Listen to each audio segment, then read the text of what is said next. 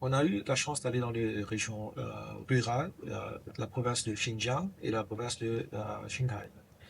Et il y a deux endroits qui m'ont particulièrement marqué là-bas. L'un, c'est à Xinjiang, le village de Kekeya. Kekeya, c'est en 1987 que le gouvernement central a décidé, avec des volontaires, de faire un projet de reboisement. Il y avait le désert là-bas. Et au fil des ans, 87, ils ont commencé. 90, il y a les premiers gens qui viennent s'installer là-bas. C'est un village qui se crée. Ça n'existait pas avant.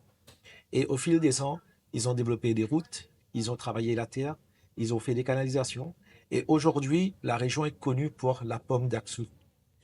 Alors, des vergers à perte de vue, l'air pur, c'est très beau à voir. Les gens ont tout le temps un sourire sur leur visage. Ils sont heureux là-bas. Ils gagnent bien leur vie.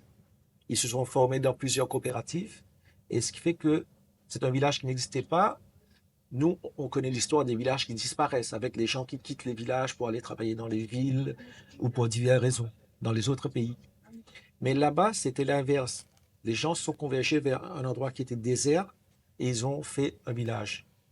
Et le deuxième, c'était un peu plus tôt dans la province de Qinghai, le village de Deji. Je ne sais pas si vous avez entendu parler, c'est tout près du bassin du fleuve Jaune.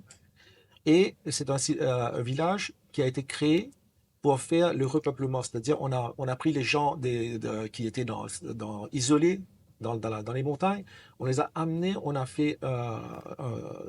les a donné de maisons et ils ont créé un village où, quand vous partez là-bas, vous n'avez pas envie de quitter. Vous en voulez rester là-bas plus longtemps.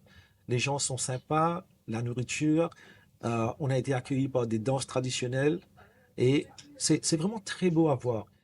Vous sentez qu'ils aiment être là, qu'ils qu'ils font quelque chose de constructif et que euh, ils ont été valorisés. Et c'est un programme que je pense que les autres pays doivent s'inspirer de ces petits villages qui ont commencé comme ça.